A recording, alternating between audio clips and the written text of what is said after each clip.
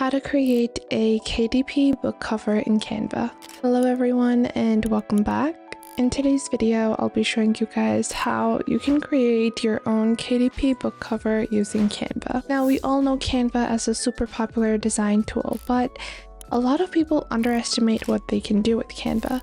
So if you search for storybooks on Amazon KDP or coloring books, you will find a lot of these types of books which are created by Amazon KDP, where there is not a physical version of the book until someone orders it. And when they order it, after that, the book is printed out by Amazon and then it is sent. So for those types of books, all you need to do is design your book cover. And design your book and create your book, but you don't have to deal with printing. And a lot of people don't know, but you can go ahead and go into Amazon and you can search for KDP cover calculator, or you can just search for this on Google and you will see this KDP cover calculator. From here, we're going to proceed with designing our book cover using Canva. Starting off, you're going to select the type of book. So I want to create a paperback book. This is going to be colored. Then we have white paper. The reading direction is left to right.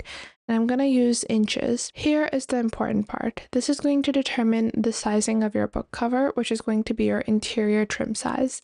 I'm going to go with a, let's say, 6x9 inch trim. And after that, I'm going to enter 100 pages. Let's say those are the amount of pages I'm going to have for my book. Paperback, inches, and 6x9, 100 pages. And after that, you're going to click on calculate dimensions.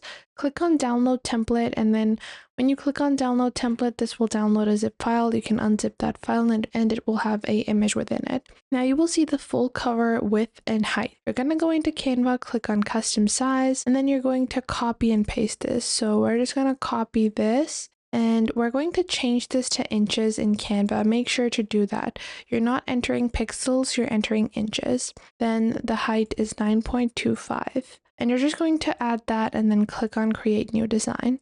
When you click on create new design, you can proceed with the next step, which is going to be to upload the zip file image. So the zip file that was just downloaded, you're going to select the image from there and upload that into Canva. I'm just uploading it over here. And once you upload it, you're just going to select it and paste it on over here. When you expand that image, it should fit just like that perfectly into the full cover width. Then you can reduce the transparency to around 50%, and then you can click on the lock icon like so. Now, a really quick and easy way to design your book cover is to simply put in some guides for you, but I'm just going to start designing. I'm not going to add the background first. I'm just going to add the title. Let's say the title for my book is going to be Oslo's Adventures. And then once I do that, I'm just going to place it over here. Then I can see that I want my book title to be around here. I'm going to resize it a bit, make sure that it is centered properly. Once I do that, I can add the rest of the content down below. Then I'm going to click on elements, click on shapes, and then use a simple line shape. I'm going to place one edge of the line shape here and one edge over here. Once I do that, this basically is going to serve as a distinctive section for the spine.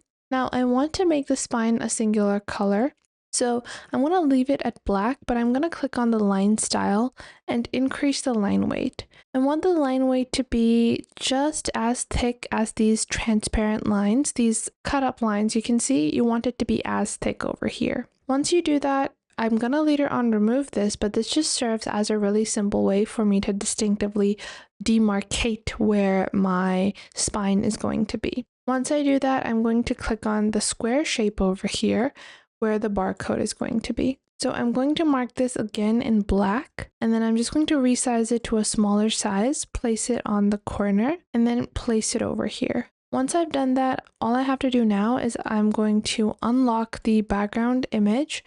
So I'm going to unlock it like this and then delete it. Now I have a basic guide on where everything needs to be placed. So the next step is going to be to start designing. I'm going to go into elements and I'm going to search for gradient, and I'm going to go into frames, and I'm going to go for this really colorful gradient frame like this. And this looks really nice. And I'm just going to place it over here, resize it a bit like so, and then we're going to go into elements, search for cartoon, Once I do that, I'm just going to use some random cartoon for this. So we're just going to click on see all, click on this, and now I'm gonna have to resize this a bit. Now I'm going to place it over here, and I'm gonna go ahead and go back into gradient. And instead of adding it like this, I think I'm going to add it a bit differently. I'm going to delete this. I'm going to go back into elements, and then I'm going to add the gradient in the form of graphics. So I'm just going to search for gradient. I'm going to keep on looking until I find, gradient elements that I like. And I like quite a few. So I'm just going to use these like this. I'm going to add a bunch of different colors. I want, a warm color scheme. Once I do that, I can place all the gradients over here, and I can just use these gradients to serve as my color builders. I'm going to click on the background, and again, I'm going to add some color like this.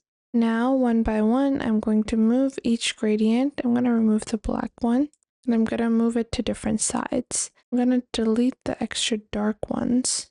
I'm just going to place this over here. Click on Control C, Control V. And then I'm going to flip this horizontally like this, like so. Once I have done that, we're just going to click on this, and then you're going to crop this as well. So you can do this in a few different ways. I don't want this to, demarcate between my spine. So I'm going to click on it, click on crop, click on smart crop.